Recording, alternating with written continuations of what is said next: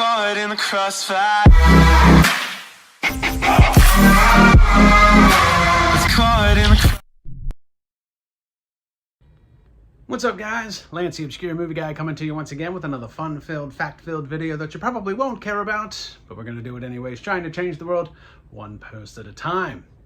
Today, we are going to be going over the new cop thriller that has just been released by Whit Whitman called Murder by Association, starring John Wells, Harlan McClain, and Darren Lee Cupp. Filmed in 2022, finally getting some distribution here in 2025. It is available on some streaming platforms such as Tubi and Fossum, which is where I watched it. So before we dive into it, let's check out the trailer for Murder by Association.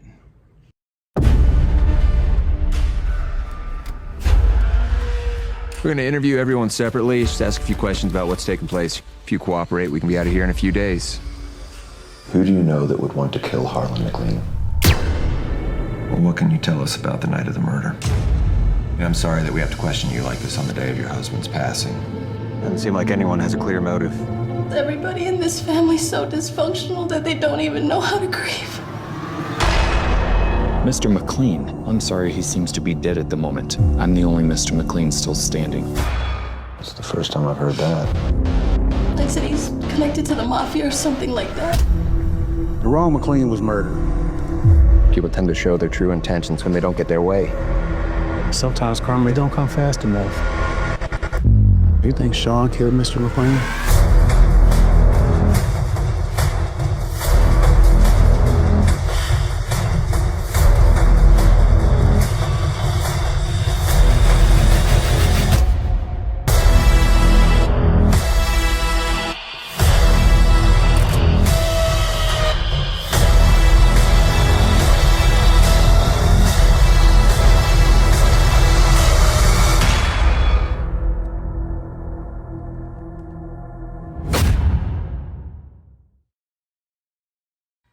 So if you've been following me, which you should, you might remember the name Whit Whitman. I've talked about him a couple times. Did a review for his film Unnatural a while back, which was a kind of a paranormal Western, which was really cool. Starred John Wells, Darren Lee Cupp, and Al Snow. And here we have John Wells, Darren Lee Cupp, and this time Harlan McClain, basically starring in this one. John Wells plays a detective that comes into investigating murder of Harlan McClain, who is basically a mob boss that's found, lives on this farm away from all of the bad stuff going on in town. Darren Lee Cupp plays his son, who may or may not have murdered him because they had a big disagreement in the beginning of this film. So John Wells' character comes in to investigate that. And there are some twists and turns along the way. And like I said, filmed, written and directed by Whit Whitman, who also did some of the editing and whatnot. So very interesting cop thriller, available on Fossum currently. And this is, and if you guys have been following me as well, you know how much I like John Wells. He's an underrated, I should say underappreciated actor. He's not underrated because the people that work with John always talk about how good John is. And from the movies that I've seen John in, how do I say this without it sounding terrible? John's usually the best part of whatever movie he's in. He brings a lot to the table. He's got very good stage presence. He's a very good actor. He's very good looking. He's very athletic. He can do stunts, so he can do drama. He can do action. So he's usually the best part of the film, which is not the case this time. Nothing against John. His acting was still very good, but Darren Lee Cupp really stole the show for me in this one. And I've seen him in a number of things. He was in Unnatural. He was also in Whit Whitman's Homeless for Christmas, which is another film that I reviewed. But this, I haven't seen a lot of Darren's work, but of the work that I've seen, this was the best acting that I've seen. And it's also probably the most screen time of those films that I've seen him in that he had. So this was his most complete and comprehensive film that I've seen. This was his best character that I've seen him play. It's got a bit of a good character arc. he's an asshole that you kind of love to hate. And it's kind of interesting how the film was written because, you know, the opening scene, which was between Darren Lee Cupp and Harlan McClain, was a great scene. Harlan was awesome. And I thought for sure when that scene was happening, I thought for sure Harlan was going to be like this main asshole protagonist of this film. Unfortunately, it's shortly thereafter that Harlan's character gets knocked. And Darren's character is his son, and he kind of comes in for, you know, the funeral, the will reading, and all that other stuff. But Darren's character is this asshole that you love to hate. But I really enjoy the way this was written because you have a couple of polarizing characters here. You have John Wells as detective, and you have Darren Lee Cupp. And in the beginning of the film, you know, you sympathize with John Wells' character. He's the detective. You know, he's divorced. Kind of a stereotypical type detective. You know, he's divorced. He works all the time. You know, he eats the antacids because he's probably got a stomach ulcer. You know, he's always telling his partner to go home, spend time with your family. And then you've got Darren Lee Cupp's character, who's an asshole. He's a mob boss. He doesn't see his daughter. He's racist, sexist, all of that stuff. There's a polarizing shift towards the end of this film where you start to not like John Wells' character and you start to sympathize with Darren's character. And that was really cool transition to see happen between those characters. And there's a couple of really good scenes between those two actors. So the acting in this is top notch. And you can't go wrong with John Wells or Darren Lee Cupp. They're both seasoned professionals. Come to find out, Darren is apparently very talented because he can also dance. Maybe he sings. Maybe he's a triple threat. I don't know. Very interesting guy. We've started, you know, talking on Facebook a little bit, and I'm following him. He's following me, and I'm learning a little bit about him. He's a real interesting guy. So very cool to see him in this. And this is 2022. So he was this good then. He's probably much better now. I just haven't seen any of his newer stuff. So, but good on both of those guys and good on Whit. That says a lot about Whit Whitman as a filmmaker when you're able to bring in not just the same people, but you're bringing in good actors. So that says a lot about him as a filmmaker. John, are you willing to work with me on this? Darren, are you willing to work with me on this? Absolutely, man. We make good movies. So props to everybody involved in that aspect. Now, unfortunately, the biggest issue with this film, which isn't even anybody's fault that made the film, is that it has been heavily cut from its original runtime. So Whit Whitman is a very interesting filmmaker, and he works very tightly within an 88-minute window. And he'll tell you that. His movies are 88 minutes long. That's his window. And he works very well within that window. He's got a, you know, beginning, middle, and end. He's got a story arc. He's got minor character arcs, and it all works within that 88-minute window. Unfortunately, I'm learning through my experiences that when it comes to distribution, you lose some of the rights to the film. Part of those rights is the distribution company in some cases, or even the people that are the streaming services in this case, have the ability to cut the runtime on some of these films. So this is originally an 88-minute film that got cut down to about 65 minutes. And with that 20-minute cut, you're missing a lot of context in this film. And I would love to see the uncut version of this film because I am sure Whit even said that a lot of talking heads were taken out and some very important talking points were taken out in that 20 minutes, which would have put a lot more context into John Wells's and Darren Lee Cupp's characters, which would have made, there is a twist at the end, and I'm not going to try and give anything away, but that twist unfortunately falls a little flat because it's missing a lot of context. So there's enough there for you to understand the overall plot. Oh, okay, I get what's going on there. But I feel like that there's a lot of context missing with that, and really trying to understand the psyche of these characters and why they're having these mental breakdowns. So that's not Whit's fault. It's not Whit's fault that Folsom decided to cut 20 minutes from this film when they put it out on the streaming services. But I guarantee you, with that uncut version, and maybe one day we'll see it, I guarantee you this is a much better film than it already is. It's a pretty good film. It is. It's pretty solid. but it's missing a lot of context and a lot of important dialogue, I'm sure of it.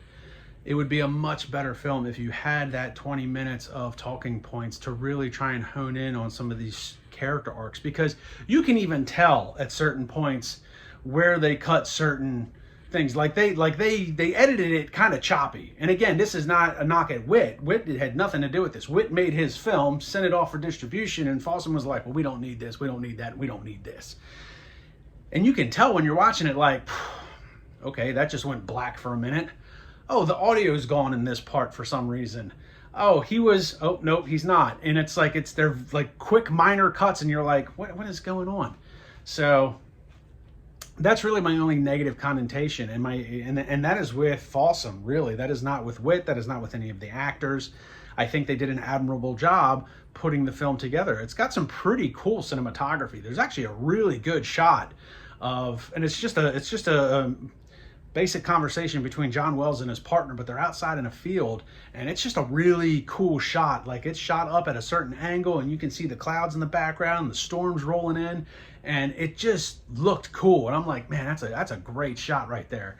And the weather probably was like a happy accident. Like, you know, could have been sunny that day, it wouldn't have been nearly as cool, but it was windy and it was dark and gray, and it worked perfectly with like the dark gray type storyline that we're diving into. Man's been murdered, everybody's a suspect, what's going on? So, cool cinematography, good acting. I'm sure this was well written, more well written than we're led on to believe with the execution of the film from the distribution company and Fossum, which is where I watched it. So I'm sad to say it's missing 20 minutes of what I feel is very important context. There's also a really good and probably pretty important scene between Wells's detective and Cup's character where, you know, Cup kind of backhands his daughter, Wells catches it and, you know, goes after him. And it was a really intense scene, and the acting was really good between both characters. Like, it was intense. But it's also like, because of the lack of context, you're kind of like, man, that was kind of, you know, like he completely went off the books, went off the rails, you know, was really just ready to throw down and go after this guy. And, you know, you're kind of like, you know, up to that point, Wells has kind of been a by the book type of guy. You know, we got to do this, we got to do this, we got to do this. Everything was kind of about protocol. And then he kind of flies off the handle with, you know, the backhanding of this child. And you don't really, you know, there's no context there as to why he did that. And again, I'm sure that was probably written into the story, but it was probably taken out. But it's still a good scene between the two characters.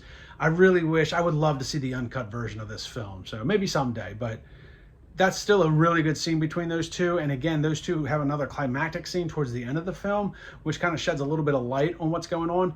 And again, there's probably a ton of dialogue context, contextual dialogue in the uncut version, but it is what it is, unfortunately. So if you're into cop thrillers, if you're an independent film fan, if you're a John Wells fan, if you're a Daniel Lee Cup fan, this movie's for you. It's actually pretty cool. And it was really good for me to finally see a film that Harlan McClain was in, because I've been friends with him on Facebook for a little while. We've corresponded once or twice, but I've never actually seen him in anything. So, and I was really happy to see him in the opening scene. It was pretty cool, and I was like, oh yeah, I know that guy. And his acting was pretty spot on for that scene. Like, he was, I need more of him in a mob boss setting. But everybody did a good job. The only people that didn't do a good job, and I don't want to knock them too much, but it is a little disappointing to hear that the film had been cut so much from Fossum when they went to stream it.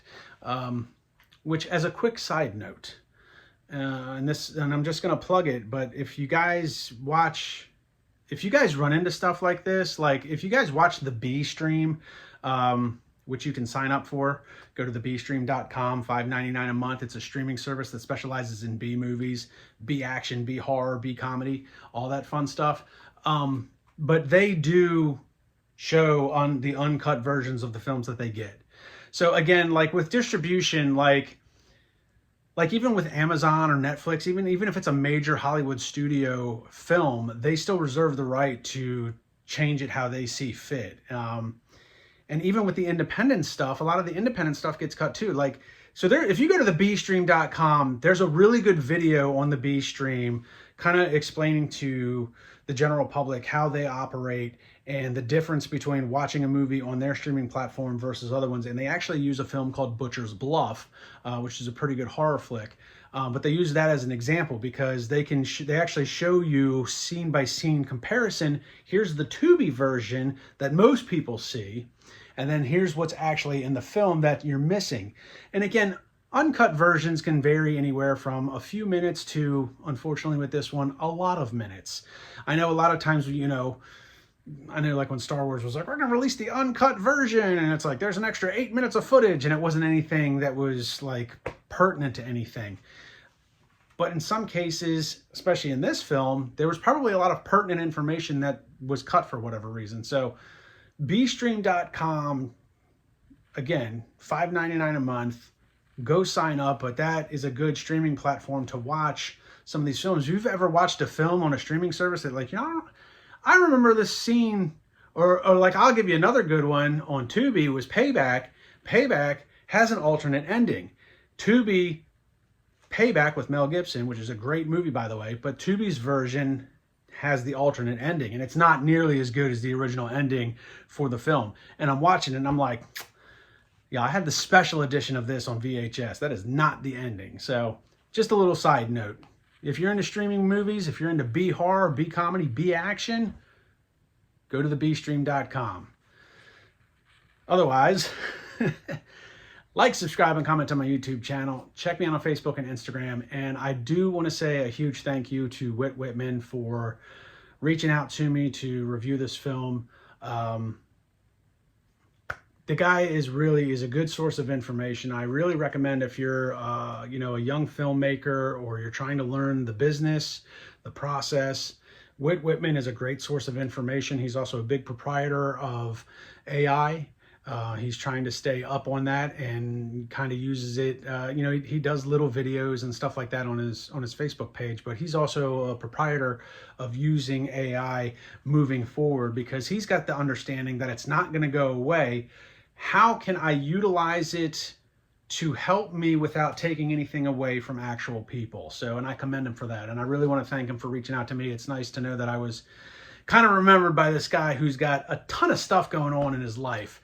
Making films, getting married, you know, doing videos, writing books, writing games. Guy's a fascinating guy to sit down and listen to in some of his interviews. So maybe I'll watch, or maybe I'll interview him one day. Who knows? I don't really do interviews. Maybe it's something I should do in the future. What do you guys think? Should I interview any of these people? Writers, directors, actors? I'm sure I could get somebody on my show.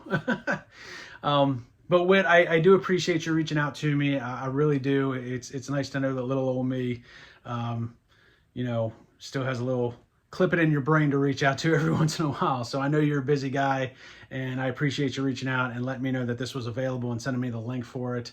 And hey, if there's ever an uncut version out there, let me know, and I will be more than happy to do a review on the uncut version versus the cut version and take some notes. So guys, like, subscribe, and comment on my YouTube channel. Check me out on Facebook and Instagram. Follow Whit Whitman and Little Monsters Entertainment. I'll see everybody in the next video.